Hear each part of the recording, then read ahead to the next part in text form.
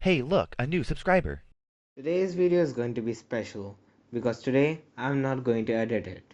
I am way too lazy to do that stuff.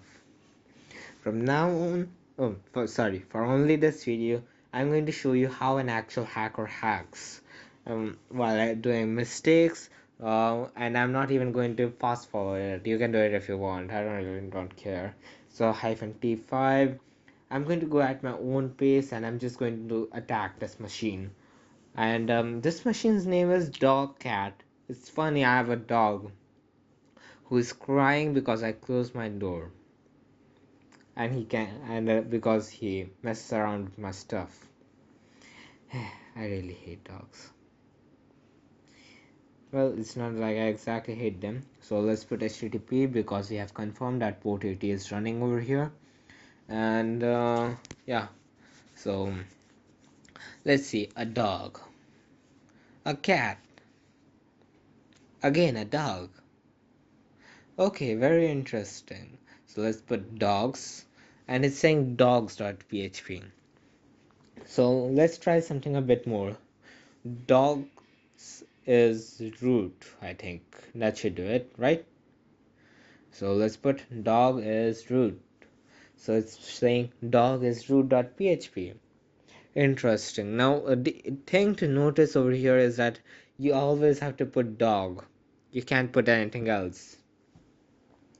Dog is a compulsory thing, so let's go /dot/dot/etc password, but before that index.php. So we have failed to read it for some reason. PHP filters, let's try. LFI, local file inclusion, and let's pick anything. We need a filter for PHP, or we need a PHP wrapper which would get us the stuff from the system. um, so most it would be best if we use a base64 encode. So let's write everything: PHP wrapper, filter, LFI, and of course base64 encode. How could I forget? What's happened to you, Crifoxul? And this is how original hackers work, because we don't know stuff, we Google it, and yeah, it's completely open book. So how many of your OSCP exams are coming up? I've been given an OSCP exam. I'm just the best, self-proclaimed. So nah, yeah, I need this. So PHP filter convert base64 encode. Okay, good. This should do this stuff. And let's put over here dogs. So the first thing we would do as an professional is see the source code, which means you'll see the index.php page. But there is no harm in seeing the /etc/password, so let's see that too. Okay, forgot about the PHP, so we can only do index.php. So let's try. Yeah, we hackers make a horrible amount of mistakes. Index.php. Okay, I found another thing. So can you guess what I did wrong? No, it's not going double slash. No, if that's, I knew you were thinking that. So let's go index and remove this stuff you thought, and control U. So let's see, I'll copy you and then I'll go to CyberShift, which is quite an amazing tool. How many times I have to tell you this? So this small new Linux, and this okay, here the all zero group char cannot appear in the alphabet. Okay, no, not this. Let's go. We had done a base64 encode, so let's go for a base64 decode, which is clearly not working for a reason I don't know. Let's go do the same thing again, /dot. Perhaps there is another index.php, which there is clearly not.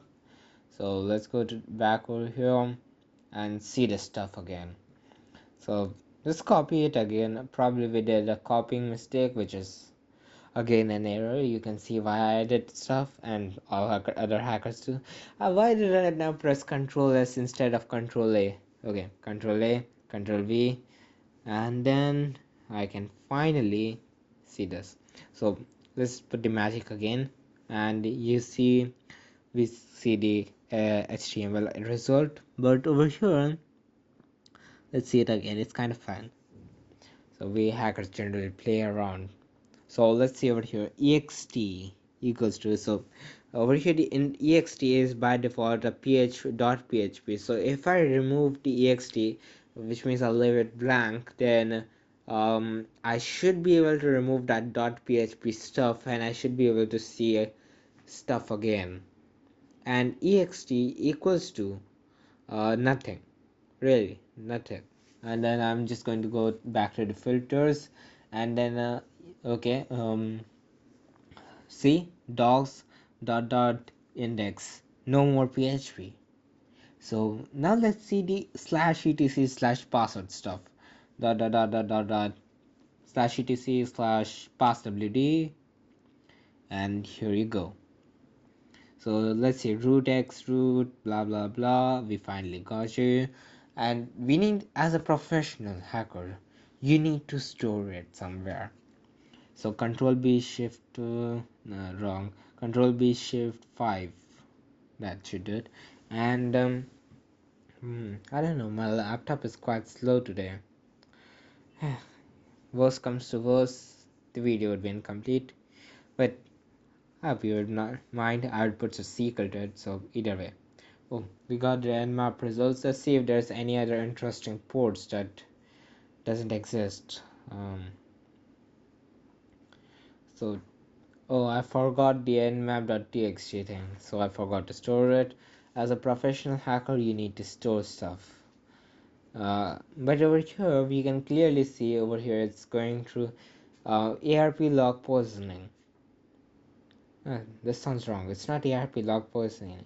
It's Apache log poisoning, but either way, I'll just show you what's ARP log poisoning. ARP poisoning, to be exact. It doesn't have log poisoning in it, I think. So ARP poisoning is an attack. It's a networking attack. Over here you poison stuff, quite literally. Okay, we can see over here Apache 2.4 it, and Debian is working. So this is ARP poisoning. I don't know why I'm showing you this, but yeah, figure it out. This one is going to be next video, which means dogs will have sequel, which you'll watch. So this is ARP poisoning. It has spoofing also, but yeah, log poisoning. Finally, okay, let's go for Foxy Proxy. It's a very famous tool used for setting up proxies, which I'm going to set up. And this is the location access.log, where the logs are stored. Now I'm going to go to those logs, and I'm going to mess around with them so that I can get the desired output, so that I can get a reverse shell with it. And for some reason my laptop is hanging again.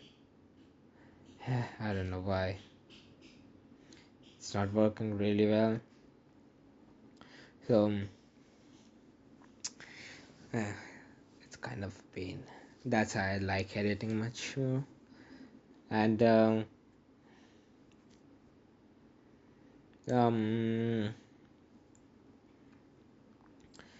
why can't I get anything on the intercept? Okay, this is goodbye.